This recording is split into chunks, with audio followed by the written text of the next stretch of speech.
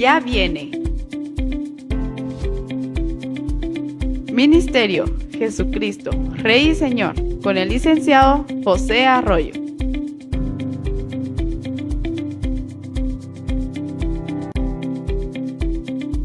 Ya viene. Ministerio Jesucristo, Rey y Señor, con el licenciado José Arroyo.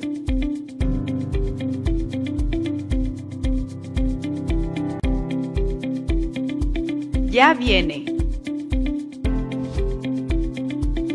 Ministerio Jesucristo, Rey y Señor, con el licenciado José Arroyo.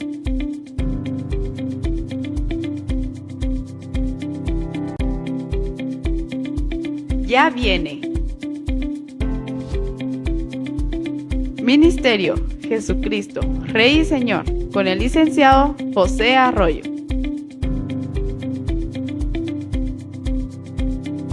Muy buenas tardes, nuevamente estamos acá en un programa más del Ministerio Jesucristo Rey y Señor. Es para mí un enorme privilegio poder estar ante las cámaras de este canal para estudiar, meditar, analizar y dar alguna opinión, alguna interpretación a la palabra de Dios.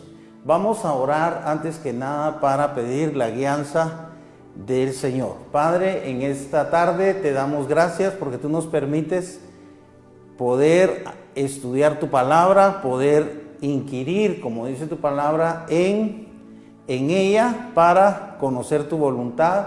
Padre, te estamos rogando en el nombre de Jesús que sea tu Espíritu Santo divino, nuestro maestro, nuestro guía, y el que nos dé el entendimiento, Señor, para comprender tu palabra. Y asimismo rogamos que sea tu Espíritu Santo el que dé esa sabiduría a los televidentes para poder absorber, Señor, lo que tú tienes para nosotros cada día, cada momento que nosotros abrimos tu palabra. Padre, pedimos esta guianza y el respaldo y la unción divina de tu Espíritu Santo en el nombre de Jesús. Amén y amén.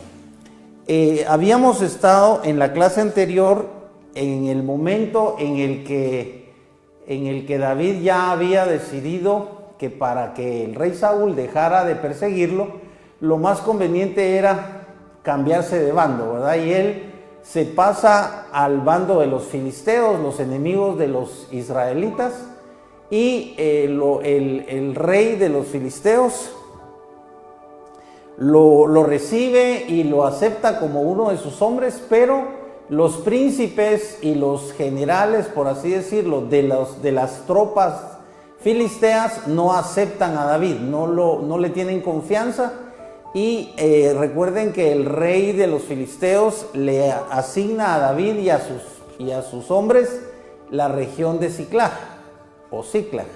Y los príncipes y los generales no aceptan que David vaya a la batalla en la que van a enfrentar nuevamente a Israel, y en la batalla en la que nada menos que el rey Saúl va a morir, ¿verdad? Entonces David tiene que regresar, y cuando regresa a Siclag se entera y se da cuenta que los enemigos han llegado, han tomado a todas las personas, las han secuestrado, a sus esposas, a sus hijos, y a las esposas y a los hijos de todos sus hombres, ¿verdad? Y han quemado el pueblo, entonces, o la aldea, ¿verdad? Así que dice que ellos estuvieron llorando mucho tiempo, y algunos decidieron que el culpable era David y hablaban de apedrearlo. Pero David, recuerden que consulta al Señor y le pregunta si realmente debe perseguir a los malvados, ¿verdad? A los malhechores. Y el Señor le dice que sí, que vaya y que Él los va a vencer. Entonces David hace eso. David va y libera. Primero tiene una ayuda, digamos, de parte de Dios, y es que encuentran a un esclavo egipcio que pertenece a uno de los amalecitas, que fueron los bandidos, por así decirlo.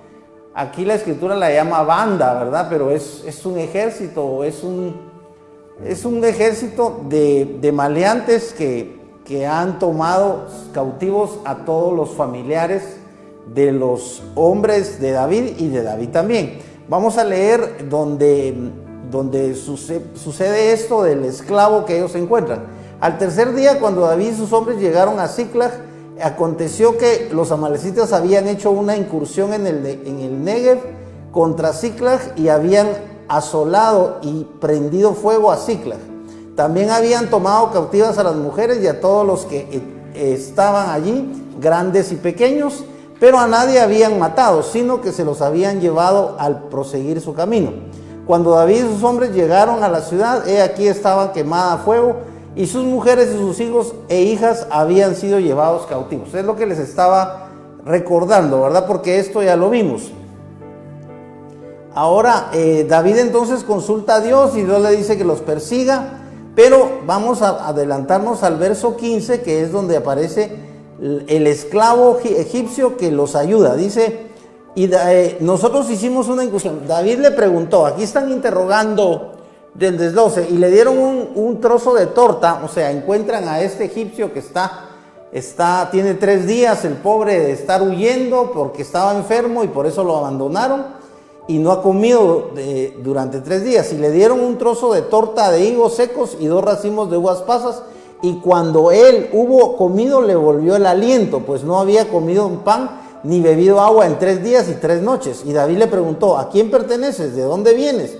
Y él respondió, soy un joven de Egipto, siervo de un amalecita, y mi amo me abandonó hace 3 días porque enfermé. Nosotros hicimos una incursión al sur de los cereteos y sobre lo que pertenece a Judá, y por el sur de Caleb, y prendimos fuego a Siclag. O sea, el esclavo egipcio le está volviendo a decir a David lo que David ya sabe, ¿verdad? Pero como lógicamente el esclavo está ante David y tiene que confesar, porque definitivamente está en desventaja, ¿verdad? David tiene un ejército y el otro está solo, está débil porque había estado enfermo y además no había comido. Y David le dijo, ¿me conducirás tú hasta esa banda? Y él respondió, júrame por Elohim que no me matarás ni me entregarás en mano de mi amo, y yo te conduciré a esa banda. Así pues lo condujo, y he aquí ellos estaban esparcidos por toda aquella tierra, comiendo y bebiendo y festejando por toda...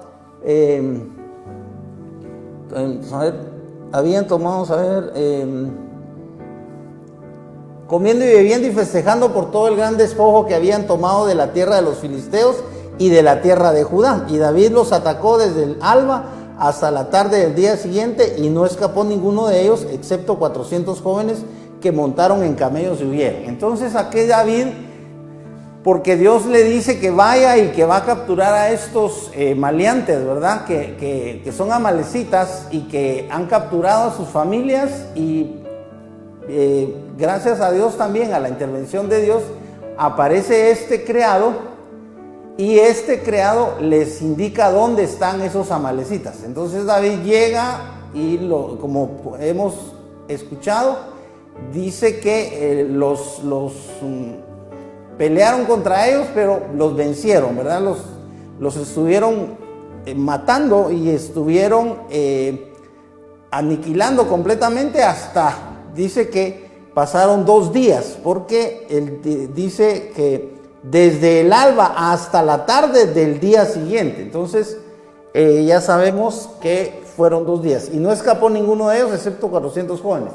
Luego de esto se da cuando ellos ya han recuperado a todas las personas, y como lógicamente ganan esta batalla, entonces ellos se llevan todos los despojos o el botín, ¿verdad? Le llaman también a todo lo que uno obtiene del enemigo. Cuando uno vence al enemigo, ustedes saben que todo lo que era del enemigo le corresponde a uno, ¿verdad? Entonces ese botín se lo llevan a Siclag, y aquí se da un conflicto entre los 400 hombres que sí fueron a pelear y 200 que no fueron a pelear, porque dice la escritura que estaban muy cansados. Entonces hay una discusión porque los 400 hombres no quieren compartir el botín con los 200 que se quedaron, porque supuestamente se quedaron porque ya estaban cansados, por muchas razones, pero David les hace ver que no es justo y David establece que deben ser equitativos y que deben compartir los bienes. Esto está en el verso 22, vamos a leerlo del capítulo 30. Dice, pero todos los hombres perversos e hijos de Belial, de los que habían ido con David, hablaron y dijeron, puesto que no fueron con nosotros, no les daremos del despojo recuperado, excepto su mujer y sus hijos a cada uno, para que se los lleven y se vayan. Si se dan cuenta, aquí estos hombres están hablando de división, ¿verdad? Que estos 200 haraganes, ¿verdad? Como decimos en Guatemala, estos fueron haraganes y no quisieron ir a pelear, entonces aquí están sus esposas y sus hijos, que se vayan, ¿verdad? Pero vean cómo piensa David. Pero David dijo, hermanos míos, no hagáis eso con los que con lo que nos ha dado Yahvé, pues nos ha guardado y ha entregado en nuestra mano la banda que vino contra nosotros. ¿Y quién os escuchará en esto? Porque la misma parte ha de ser para los que van a la batalla que para los que se quedan con el bagaje, que participen por igual. Vean la calidad moral de David. David es un guerrero, David está al frente del ejército. En este caso le sucede una tragedia a él y a todos sus hombres, porque estos amalecitas se secuestraron a sus seres queridos, ¿verdad? Entonces, más que las cosas en sí, ustedes saben que lo más valioso son las personas. Dice la Escritura, por ejemplo, que el hombre dará todo lo que tiene por el amor. O sea, si a ti te secuestran, Dios no lo permite, a un ser querido, a tu esposa o a tus hijos o a uno de tus hijos, tú das todo, absolutamente todo, por recuperarlo, ¿verdad? Eso pasa en todas las culturas, no solo en Guatemala, sino en todas las culturas, en todos los países. Hasta ustedes saben que hay películas específicamente basadas en este tipo de secuestros de los hijos, ¿verdad? De gente de dinero. Y dice David, ¿y quién os escuchará en esto? Porque la misma parte ha de ser para los que se van a la batalla como para los que se quedan con el bagaje, que participen por igual. Y desde aquel día en adelante quedó establecido así por estatuto y por decreto en Israel hasta hoy. Y la semana pasada vimos que ya aquí David está decretando, o sea, está haciendo, por así decirlo, está haciendo leyes, ¿verdad? Por supuesto que son leyes civiles, y en este caso son leyes de guerra, digamos. Entonces David comparte el botín y al llegar a Siclag, David envió partes del despojo a los ancianos de Judá. Este es otro detalle interesante de David, porque David no tenía razón de compartir, y sin embargo vemos que David tiene un corazón dadivoso y que David no es egoísta. Él no piensa solo en sí mismo, sino que piensa en los demás. Vean, dice, y al llegar a Siclag, David envió parte del despojo a los ancianos de Judá, sus amigos, diciendo, he aquí un presente para vosotros del despojo de los enemigos de Yahvé. También envió a los que estaban en Betel, en Ramot del sur, y a los que estaban en Jatir, o sea 4, a los que estaban en Aroer y en Sifmot, a los que estaban en Estemoa, a los que estaban en Racal, a los que estaban en las ciudades de Jerameel, a los que estaban en las ciudades del Ceneo, van 10, a los que estaban en Orma, a los que estaban en Corazán, a los que estaban en Atac y a los que estaban en Hebrón, y para todos los lugares que David había recorrido con sus hombres. O sea, solo aquí hay 14 tribus, digamos, 14 pueblos o 14 aldeas a los cuales David les comparte, pero son más de 14, o sea, él no tenía necesidad, todo ese botín era de ellos, porque sin embargo David lo comparte. Se dan cuenta de la importancia de la persona de David, porque es un ejemplo. Por eso es que vemos que Dios es una decisión divina que luego, digamos casi 1000 años después, va a nacer Jesucristo el Salvador, pero Él va a pertenecer, va a seguir la línea genealógica de David hasta Jesús. Entonces, tanto que a Jesús le llaman el hijo de David, o sea, porque Dios le promete a David que de su linaje vendrá el Salvador, ¿verdad? Pero esas son profecías más complejas que veremos en otro momento. Ahora, entonces, vamos a ver aquí la muerte de Saúl y Jonatán en el capítulo 31. Vamos a ver acá. Recuerden que en esa batalla contra los amalecitas, realmente Saúl, recuerden ustedes que ha consultado a la adivina de Endor. Recuerden que él llega disfrazado y ella le dice que el rey Saúl, porque ella ignora quién es el que la llega a visitar, le dice que el rey Saúl ha decretado que todos los adivinos, los agoreros, los nigromantes, dice la versión esta, ¿verdad?, que son encantadores, a todos los ha aniquilado y los ha mandado a matar o a capturar el rey Saúl. Pero este personaje, que es el rey Saúl, solo que disfrazado, le dice a ella que no se preocupe, que eso no le va a provocar a ella ningún daño. Entonces ella comienza su trance, digamos, o lo que ella hace para hacer venir a un muerto, y nada menos que hace venir a Samuel. Por supuesto, Samuel ya ha muerto, porque estamos hablando de una adivina. Cuando ella hace esto, se da cuenta también de que el personaje que le pidió este trabajo, ¿verdad?, entre comillas, es el rey Saúl. Pero él le asegura que no tenga pena, que él necesita hablar con Samuel y que no se preocupe, que su vida no está en riesgo. O sea, allí Saúl está en un plano de cliente, y aunque ella está en contra no solo de la ley de Dios, sino que está en contra de las políticas del mismo rey Saúl, que ella no corre riesgo de morir. Así que ella hace llamar a Samuel, y recuerden que la escritura nos dice, de eso hablamos en la clase pasada, que Samuel es un personaje celestial, es un personaje, digamos, casi divino, ¿verdad? Porque es un personaje que ya es del otro mundo, como decimos, ¿verdad? Ya es un espíritu. Entonces, pero lo interesante, recuerden que analizamos que no baja del cielo, porque no está en el cielo, sino que sube de la tierra. Entonces, realmente los muertos, habíamos comentado eso, según la escritura, van a ir al cielo, pero la escritura no dice que inmediatamente se va uno al cielo. De eso también ya hablamos. Y esto es un tema controvertido, porque la mayor parte de cristianos creen que en cuanto una persona muere, está en la presencia del Señor. Y también suelen usar aquel versículo en el que Jesús le promete a sus discípulos y les dice, en la casa de mi Padre en muchas moradas hay, voy pues a preparar morada para vosotros, para que donde yo esté, estéis vosotros.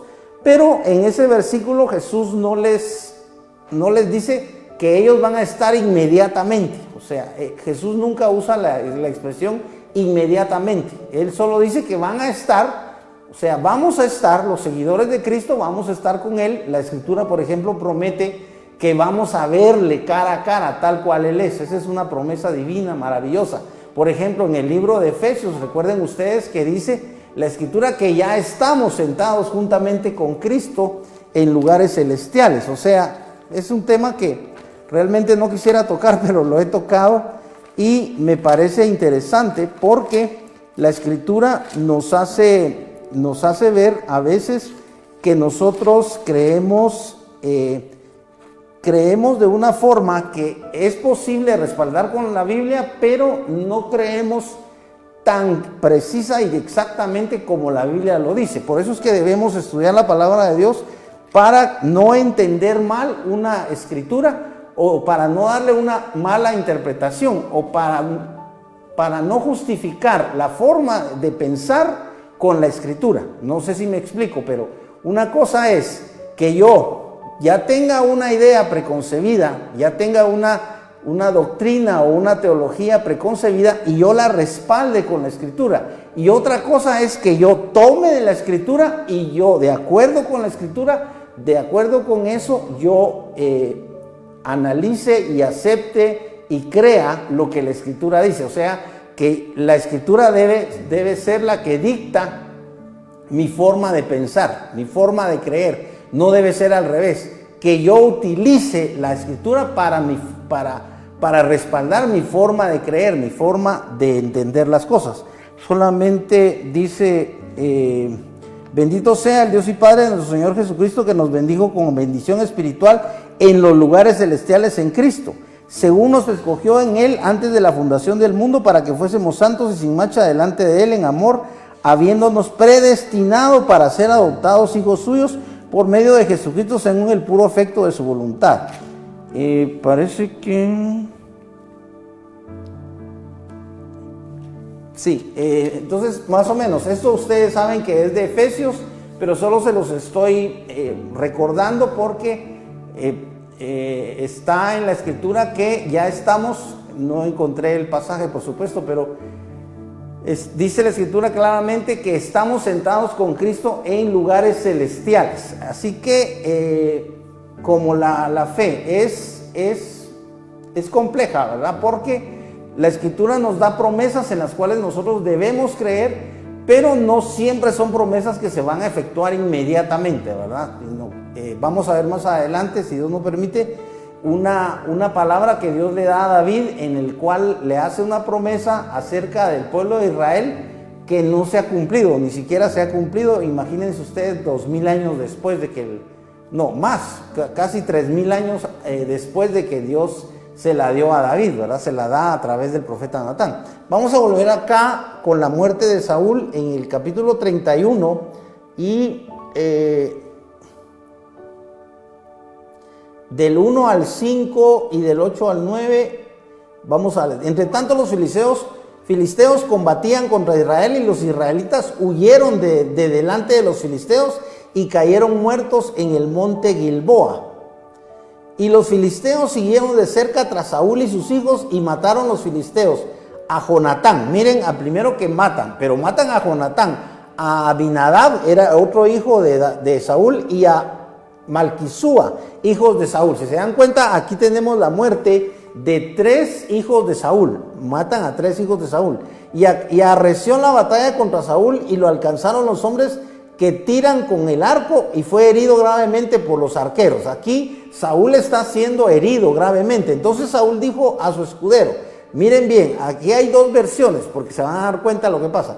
Saúl le dijo a su escudero, entonces estamos hablando de un hombre que es del ejército de Saúl, es el escudero de Saúl. Saca tu espada y traspásame con ella, no sea que vengan estos incircuncisos y me traspasen y hagan escarnio de mí. Pero su escudero no quiso, pues tenía gran temor. Entonces Saúl tomó la espada y se echó sobre ella. Si se dan cuenta, aquí el rey Saúl se suicida con la espada de su escudero, porque el escudero no quiere matarlo, ¿verdad? Porque siente temor. Viendo que Saúl moría, su escudero también se echó sobre su propia espada para morir con él. Si se dan cuenta, aquí hay un doble suicidio. Muere Saúl porque ya han matado a sus 3 hijos, entre ellos Jonatán. Recuerden que Jonatán era el amigo favorito, por así decirlo, de David, ¿verdad? Y matan a Jonatán, a sus 2 hermanos, y también hieren a Saúl. Entonces Saúl ya ve la muerte muy de cerca y se suicida. Y también estamos leyendo que se suicida el criado o el escudero. Y cuando los hombres de Israel que estaban a lo largo del valle, al otro lado del Jordán, vieron que los de Israel habían huido y que Saúl y sus hijos habían muerto, abandonaron las ciudades y huyeron. Si se dan cuenta, aquí es una completa... la batalla está perdida. Entonces fueron los filisteos y habitaron en ellas. Al día siguiente aconteció que los filisteos fueron a despojar a los muertos, y hallaron a Saúl y a sus 3 hijos tendidos en el monte Gilboa, y le cortaron su cabeza y lo despojaron de sus armas, y enviaron a proclamar la noticia que por toda la tierra de los filisteos, en el templo de sus ídolos y entre el pueblo. Si se dan cuenta, de verso 10, y colgaron sus armas en el templo de Astarot, y enclavaron su cadáver en el muro de Bet-San. Si se dan cuenta, aquí se cumplió al fin, después como de 15 años de persecuciones que Saúl había hecho contra David, después de todos los pecados de Saúl. Recuerden que hizo un genocidio y Saúl cometió muchos pecados. Recuerden que no obedeció perfectamente a las órdenes de Samuel, cuando Samuel le dio varias veces órdenes de parte de Dios. Entonces Dios lo cortó, y ya prácticamente estamos viendo el final del reinado de Saúl, porque muere. Los filisteos, vamos a ver, sepultan los restos de Saúl y sus hijos en el verso 12. Se levantaron todos los hombres de valor y anduvieron toda aquella noche y bajaron el cadáver de Saúl y los cadáveres de sus hijos del muro de Betzán y fueron a Jabes y los quemaron ahí. ¿Se dan cuenta? Esta costumbre de quemar a los muertos es muy antigua. Recuerden que también es una costumbre, por ejemplo, de los vikingos. Los vikingos no entierran a sus muertos, sino que los queman, ¿verdad? Los creman, lo que ahora se llama cremación. Los quemaron ahí, luego tomaron sus huesos y los sepultaron debajo del tamarisco en Jabes y ayunaron 7 días. Este es el fin prácticamente de la vida de Saúl y de Jonatán. Y ahora vamos a pasar al segundo libro de Samuel. Ahora, el segundo libro de Samuel comienza con la noticia, porque todo esto aconteció, por así decirlo, entre el ejército de Saúl y los filisteos, ¿verdad? Que ganaron la batalla, mataron a Saúl, a sus 3 hijos.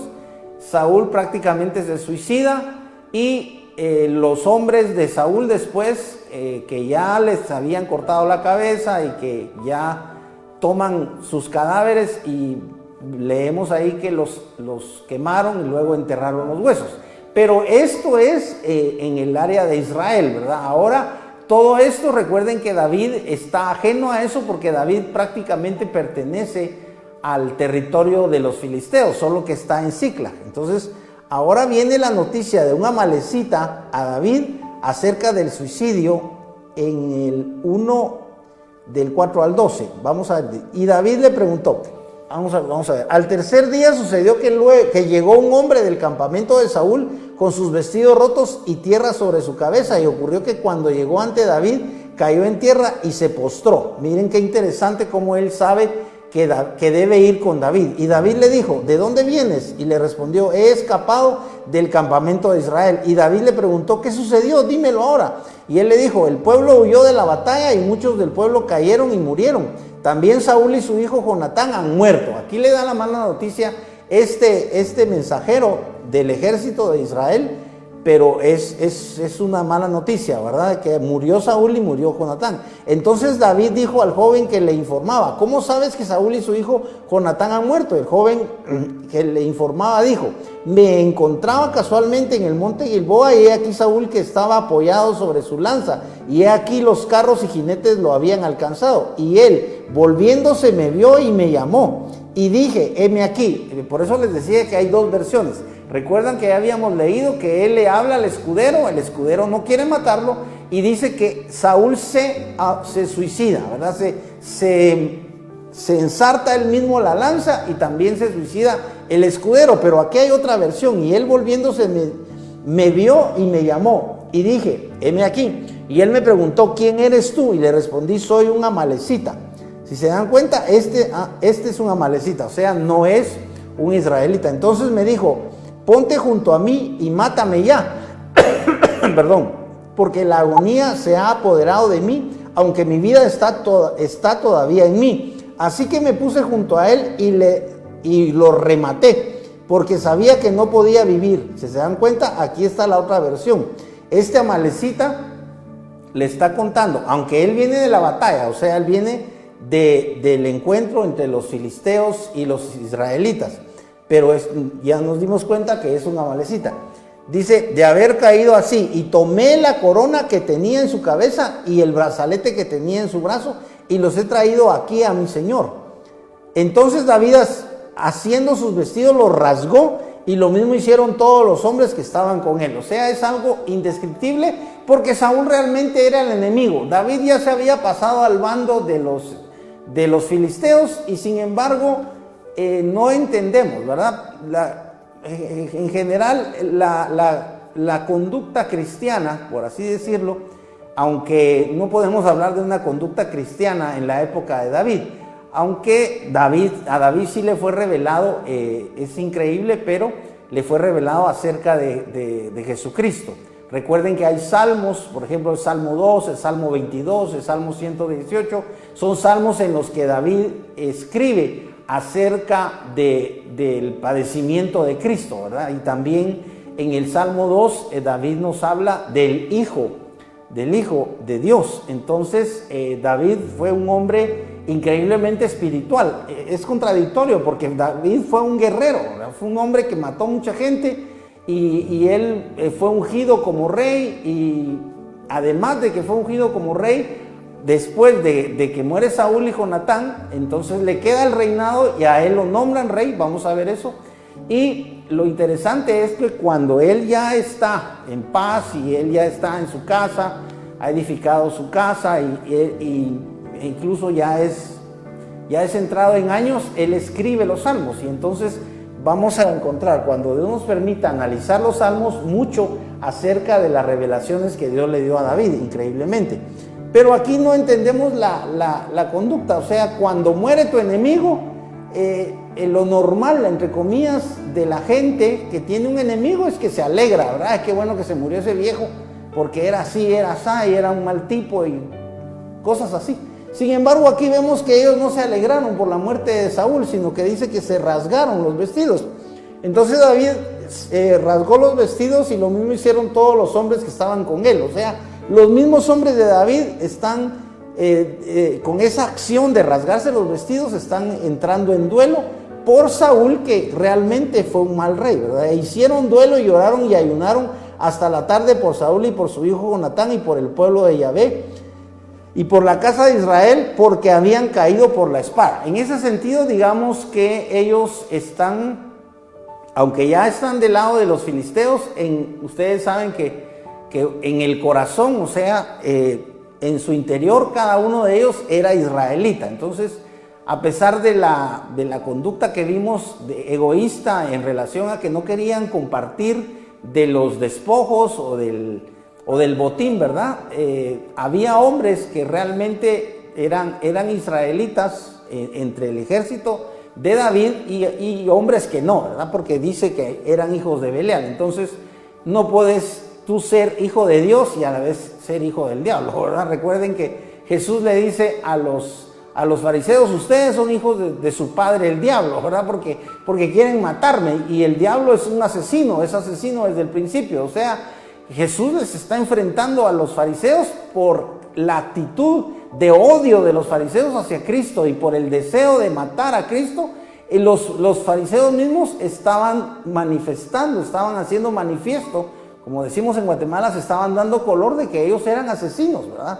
Toda persona que te mira con ojos de que quiere matarte, o si tú tienes un enemigo y quiere hacerte daño hasta te infunde temor porque tú sientes que efectivamente te odia tanto que te quiere matar. Entonces es tu enemigo, y lógicamente una persona que le desea el mal a otro, que quiere matarlo, que lo mira con odio y que realmente no lo tolera, no es un hijo de Dios, porque recuerden que hay frutos. Recuerden que Cristo fue el que dijo: por sus frutos los conoceréis. Así que no es muy complicado saber si esta persona es de Dios o es del diablo. ¿Por qué? Porque si es de Dios, va a dar frutos de Dios. Recuerden, ¿cuáles son los frutos de Dios? Los frutos del Espíritu Santo: amor, gozo, paz, benignidad, bondad, templanza, longanimidad, fe, mansedumbre. Son 9 frutos. Entonces, si esta persona no está dando ninguno de esos frutos, sino está dando los otros frutos opuestos: odio, rencor, envidia, deseos de matar, tantos, enojo, ira y tantos sentimientos, celos y avaricia, o sea, son muchos sentimientos mezclados. Es fácil saber que esta persona no es hija de Dios porque no está dando los frutos de Dios. Ahora David aquí está mostrando que él es un hombre diferente. Estamos viendo que está de duelo por la muerte de Saúl y de Jonatán. Y dice, porque habían caído, hicieron duelo, lloraron y ayunaron hasta la tarde por Saúl y por su hijo Jonatán y por el pueblo de Yahvé y por la casa de Israel, porque habían caído por la espada.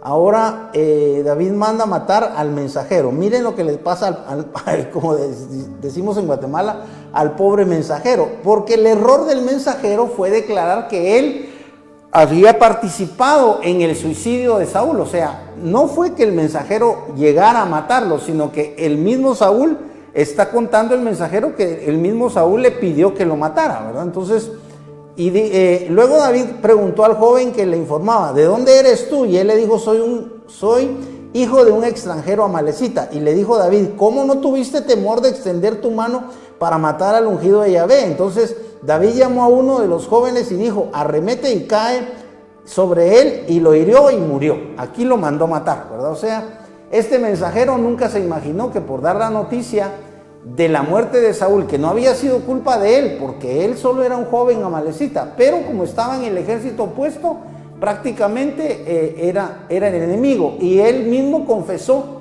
como decimos en Guatemala, que el pez por la boca muere. Él mismo confesó que él, siguiendo las instrucciones de Saúl, lo mató. Así que vino David y lo mató también. Así que este mensajero no tuvo sabiduría. David lamenta la muerte de Saúl y Jonatán en el verso 23.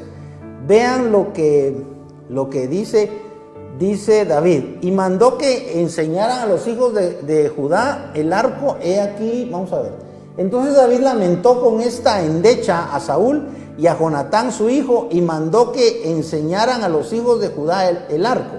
He aquí, está escrito en el rollo del justo. O sea, ha de haber un libro que se llamaba el rollo del justo, que no sabemos dónde está, ¿verdad? Porque hay libros que se han perdido. Esto es lo que escribe David. Si se dan cuenta, ya aquí David está como mostrando su vena poética, ¿verdad? O sea, él está haciendo una endecha, está haciendo un poema que es trágico, pero es literatura. Ay del esplendor de Israel herido en tus alturas. ¿Cómo han caído los valientes? No lo proclames en Gat, ni lo anuncies en las plazas de Ascalón. Que no se alegren las hijas de los filisteos, y no lo celebren las hijas de los incircuncisos. Oh montes de Gilboa, ni rocío ni lluvia caiga sobre vosotros, ni campos de ofrendas, porque allí quedó manchado el escudo de los valientes. El escudo de Saúl no estaba ungido con aceite, sino con sangre de heridos y grosura de valientes, arco de Jonatán que jamás retrocedió, espada de Saúl que no volvía vacía. Saúl y Jonatán, amados y queridos en su vida, ni en su muerte fueron separados, más ligeros que águilas y más fuertes que leones. Oh hijas de Israel, llorad por Saúl. Imagínense, o sea, David está lamentando la muerte de su enemigo, del rey que lo quería muerto. O sea, es algo que no podemos comprender si tratamos de comprenderlo con nuestra mente natural, pero si tratamos de comprenderlo con la mente de Cristo, recuerden que la palabra dice, mas vosotros tenéis la mente de Cristo. Así que todos los que somos de Cristo, ustedes y yo, y todos los que en todo el mundo se entregan a Cristo, tienen la bendición de poder pensar con la mente de Cristo. Pero eso si uno voluntariamente le pide a Dios que lo que quiere entender con la mente de Cristo, que quiere ver con los ojos de Cristo, que quiere razonar de la manera que Cristo razona. Porque si nosotros razonamos, pensamos, meditamos como humanamente es normal que lo hagamos, no vamos a entender las cosas espirituales. Dice el final del poema: oh hijas de Israel, llorad por Saúl, que os vestía de lino fino y adornaba de oro vuestros vestidos. ¿Cómo han caído los valientes en medio de la batalla? Jonatán, herido en tus alturas. ¿Cómo sufro por ti, oh Jonatán, hermano mío? Ay, cómo te quería. Y aquí vuelve David a hacer mención del amor, ese amor especial que algunos desafortunadamente han malinterpretado. Tu amor era para mí más maravilloso que amoríos de mujeres. Si se dan cuenta, aquí David está comparando el amor de Jonatán con el amor de las mujeres, y el amor de las mujeres es maravilloso, ¿verdad? Para los hombres el amor de una mujer es maravilloso, y no digamos la relación íntima.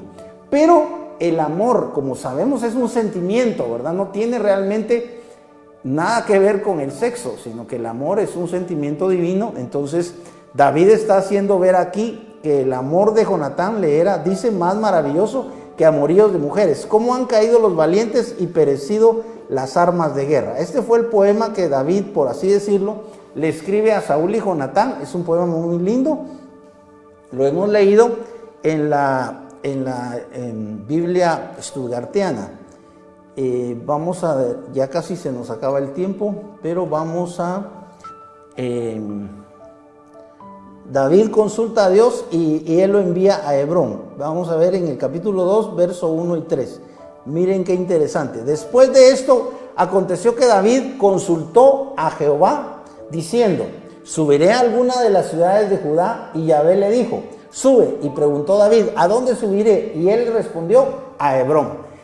Pareciera algo simple, pero yo acabo de escuchar el testimonio de una hermana que es esposa de un pastor, de los pastores que son miembros de acá de Aspa Visión, y me reservo el nombre porque es una sierva de Dios, ¿verdad? Y el testimonio es muy lindo y es interesante, pero ella dice que cuando el Señor les permitió a ella y a su esposo iniciar la iglesia, que ella tenía que tomar la decisión de si tomaba un trabajo que le había salido una plaza ya fija con el Estado, o la rechazaba para dedicarse solo a la obra, ¿verdad? A la obra del Señor. Y dice que ella hizo un ayuno de 21 días para preguntarle a Dios qué debía hacer, si debía trabajar medio tiempo en el Estado y el otro medio tiempo dedicarse a la iglesia, o si debía dedicarse a la iglesia a tiempo completo. Y ella cuenta que ayunó 21 días, o sea, ahí no sé cómo hizo, pero hizo un ayuno de 21 días, y al final Dios le mostró que no debía aceptar el trabajo, sino que debía trabajar en la obra. Y ella le hizo caso, ella no aceptó la plaza en el Estado y está trabajando tiempo completo en la obra, y ella cuenta su testimonio que ha sido de gran bendición, y está muy bendecida ella por dedicar su vida y dedicar todo su tiempo a la obra del Señor. Lo interesante es que aquí David, si se dan cuenta, no dice que ayunó ni una semana ni 3 días, sino que simplemente le consulta a Dios y el Señor le responde. David le dice: subiré a alguna de las ciudades de Judá, y Yahvé le dijo: sube. Y preguntó David: ¿a dónde subiré? Y él respondió: a Hebrón. O sea, es una cosa que parece tan simple, parece que no tiene ciencia, pero sin embargo la realidad es que nosotros hoy en día, si ustedes se dan cuenta, la mayor parte de cristianos, cuando tenemos una necesidad, cuando queremos que Dios nos responda, entonces empezamos a orar, a leer la Biblia, incluso a ayunar, y aunque creemos y decimos que tenemos comunión con Dios, la verdad es que no es fácil que Dios nos responda.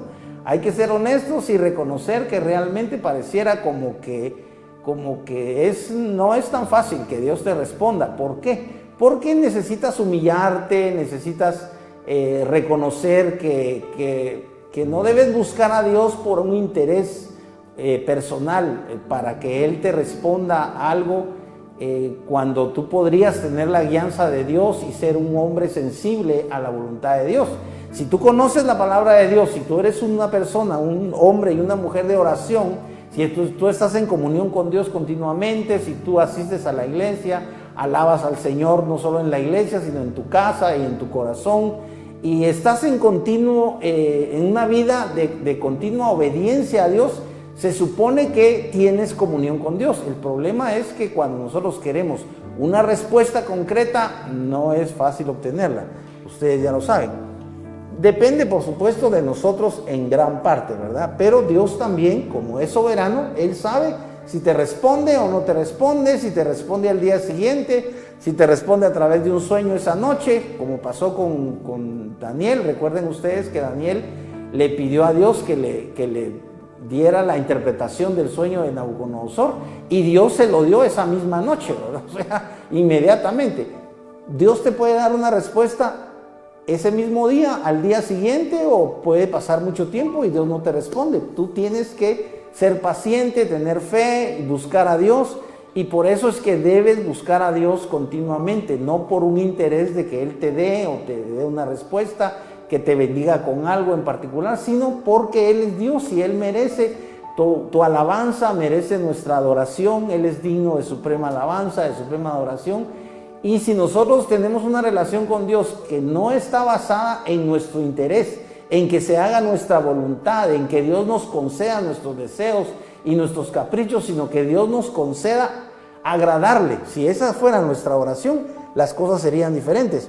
Entonces ya le respondió Dios a David que vaya a Hebrón. Ahora dice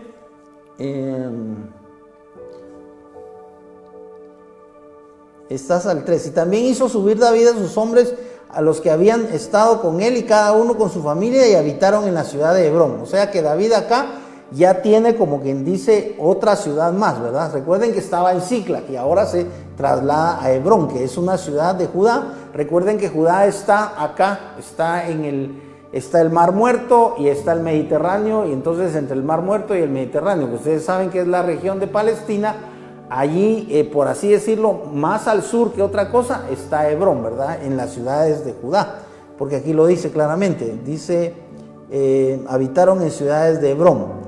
Ahora vamos a la coronación, y tal vez con eso terminamos, en el verso 2, perdón, en el verso 4 del capítulo 2. Vean, acá habla de la coronación.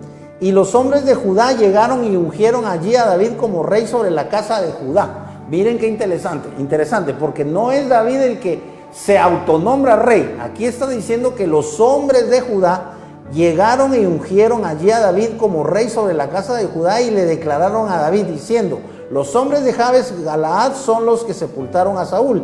Y David envió mensajeros a los hombres de Jabes Galaad y les dijo: benditos seáis vosotros de Yahvé, que hicisteis esta misericordia con vuestro señor, con Saúl, al sepultarlo. O sea, David sigue hablando bien de Saúl, que Saúl era realmente un mal rey, ¿verdad? Y sin embargo era alguien que quiso matar a David. Y vean la actitud de David con Saúl. Es una actitud que nosotros diríamos realmente es una actitud cristiana. O sea, realmente, ¿cómo deben ser los cristianos? Pues deben ser como David. Y estamos hablando de una época en la que no había venido Cristo. Y sin embargo, ahora, ya habiendo venido Cristo, ya teniendo nosotros la gran bendición la bendición divina, maravillosa, gloriosa de la presencia del Espíritu Santo, de todas formas resulta que a veces nosotros actuamos mal, actuamos como impíos. Hay que reconocer que los hombres somos, como dice la Escritura, no hay justo ni aun uno. Así que no te extrañes que de repente un gran pastor, un gran apóstol, un gran profeta de repente haga algo que a ti te parezca incomprensible. ¿Por qué fue que el hermano actuó así? Podría ser que un pastor le quite la esposa a uno de los miembros y todo el mundo se asusta, pero es un hombre. Entonces, por eso es que dice la Escritura: maldito el hombre que confía en el hombre. Nuestros ojos no deben estar puestos en los hombres. Recuérdate tú que la Escritura dice: puestos los ojos en Jesús, el autor y consumador de la fe. Nuestros ojos deben estar puestos en Jesús y en Jesús. Si tú pones los ojos en los hombres, vas a quedar defraudado muchas veces. Y eso no te lo tengo que decir yo, tú lo sabes perfectamente, que en los hombres debes confiar en Dios, no debes confiar en los hombres. David envió mensajeros a los hombres de Jabes Galaad y les dijo: benditos seáis vosotros de Yahvé, que hicisteis esta misericordia con vuestro señor, con Saúl, al sepultarlo.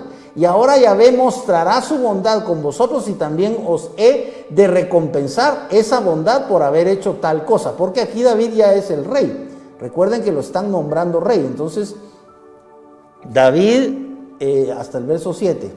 Ahora pues fortalezcanse vuestras manos y sed valientes, pues muerto Saúl vuestro señor, los de la casa de Judá me han ungido como rey sobre ellos.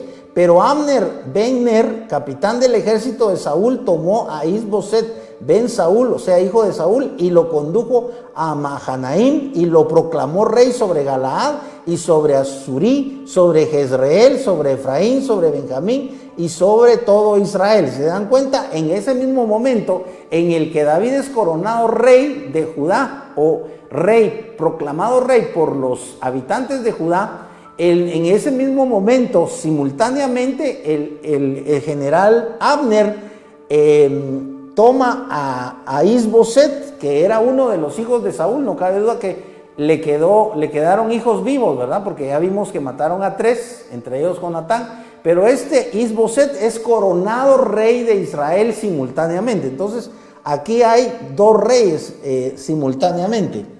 Ahora vamos a ver del 8 al 10. Dice, de 40 años era Is-Boset ben Saúl, hijo de Saúl, cuando comenzó a reinar sobre Israel, y reinó 2 años. Si se dan cuenta, 2 años reinó Isboset, el hijo de Saúl, o sea que no fue poco tiempo. Solamente la casa de Judá seguía a David, y el número de los días de David, que David fue rey en Hebrón sobre la casa de Judá, fue de 7 años y 6 meses. Abner, hijo de Ner, salió de Mahanaim a Gabaón con los siervos de Isboset, hijo de Saúl. Ahora vamos a terminar con un altercado que hay entre Abner e Isboset. Dice: los hombres de David pelean contra los de Abner, en el 17. Vamos a adelantarnos acá. Dice: aquel día la batalla fue muy dura. O sea, que como hay 2 reyes, hay 2 bandos, hay 2 ejércitos, digamos que está dividido el pueblo de Israel entre los de Israel que siguen al hijo de Saúl, que ya vimos que es Isboset, y los de Judá que siguen a David. Entonces esto genera una guerra civil. Se levantaron pues y avanzaron en número 12 por Benjamín, y por Isboset, hijo de Saúl, 12 los siervos de David, y echando mano cada uno de la cabeza de su contrario, le hundió la espada en el costado, y cayeron juntos, de donde fue llamado aquel lugar el Cat Hasurim, el cual está en Gabaón. Esto pasa porque dice que antes de enfrentarse en la batalla, el ejército de Israel y el ejército de David, que es de Judá, eligen a 12 jóvenes que los representen, y 12 jóvenes de Israel tienen que pelear contra 12 jóvenes de Judá, y pelean, y los 24 mueren porque uno al otro se mata. En ese momento no queda ninguno vivo. Vamos a ver. Dice, estamos en el 17, ya en el 31, que es con lo que vamos a terminar. Solo vamos a ver. Y los hombres de Israel fueron... bueno, es que estamos acá, en el 17. Aquel día la batalla fue muy dura, pero Abner y los hombres de Israel fueron derrotados delante de los siervos de David. Si se dan cuenta, hay una guerra civil y tienen que pelear los de David, que son de Judá, contra los de Israel, ¿verdad? Y estaba ahí los 3 hijos de Sarbia, Joab, Abisaí y Asael. Y Asael era tan ligero de pies como las gacelas del campo, y Asael persiguió a Abner y no se desviaba de detrás de Abner, ni a la derecha ni a la izquierda. Abner, volviéndose, le dijo: ¿eres Asael? Y le respondió: sí, soy yo. Abner le dijo: apártate a derecha o a izquierda, echa mano a uno de los jóvenes y toma su despojo. Pero Asael no quiso dejar de perseguirlo. Abner volvió a decir a Asael: deja de perseguirme, porque he de herirte derribándote a tierra. ¿Cómo alzaré mi rostro ante Joab tu hermano? Pero no queriendo él apartarse, Abner lo hirió con el regatón de la lanza por la quinta costilla, y la lanza le salió por la espalda, y ahí cayó y murió en el mismo sitio. Y sucedió que todo el que venía al lugar donde Asael había caído y muerto se detenía. Si se dan cuenta, esto es parte de la batalla. Muere Asael porque está persiguiendo a David. Desafortunadamente se nos ha ido el tiempo, pero vamos a continuar con este estudio interesante. Aquí ya hemos visto que David es coronado rey y que se da una guerra civil entre Abner, con el que dirige el ejército de Israel, contra David, que dirige el ejército de Judá. Vamos a orar en esta tarde para dar gracias al Señor. Padre, en esta tarde estamos muy felices porque tú nos permites estudiar tu palabra, conocer tu voluntad. Padre, sobre todo estamos orando para que los televidentes abran su corazón, su vida, y se entreguen completamente a Jesucristo, se rindan a los pies de Jesucristo. Si tú estás allí en tu casa, en tu trabajo, o donde sea que estés viendo estos programas del canal 102, tú puedas tomar un momento y cerrar los ojos y comunicarte con Dios a través de Jesucristo. Si tú oras en el nombre de Jesús, Dios te escucha, y tú puedes decirle al Señor: Señor, te entrego mi corazón, te entrego mi vida, me rindo a ti. Señor, toma el primer lugar en mi vida, sé tú mi Salvador, sé tú mi Señor. Y si tú abres en esta tarde tu corazón a Cristo, Él, dice la Escritura, que entrará y morará en ti. Padre, en el nombre de Jesús oramos para que tu palabra llegue al corazón de los televidentes, Señor, en el nombre de Jesús, que sobre todo la persona de Cristo pueda ser real en la vida de los televidentes.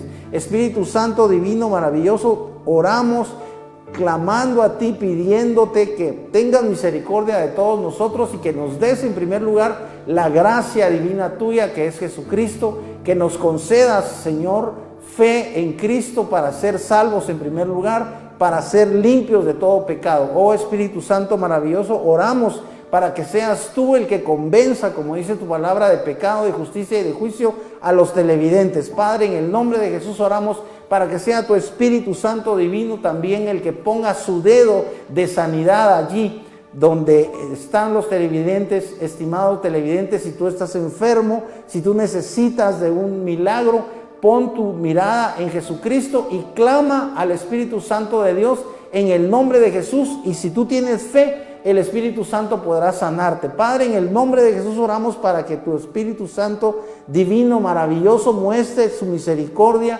con cada uno de los televidentes, Señor, que está sufriendo quebrantos de salud. También, Señor, con los televidentes que tienen problemas psicológicos, Padre, en el nombre de Jesús, aquellos que están deprimidos o que están tristes o que se sienten desafortunados, se sienten a veces en un callejón sin salida, Padre, dales tú una salida, dales tú una respuesta, dales una solución a aquellos que necesitan trabajo, Padre, en el nombre de Jesús oramos para que tú proveas a aquellas madres de familia que están angustiadas, Señor, porque no tienen lo necesario para sus hijos. Provéeles milagrosamente, Señor, en el nombre de Jesús, pero sobre todo provéenos a todos, Señor, del pan celestial que tú has enviado, que es Jesucristo. Padre, te damos infinitas gracias por el maná celestial que es Jesucristo y te damos muchas gracias por tu palabra, Señor, en el nombre de Jesús, amén y amén.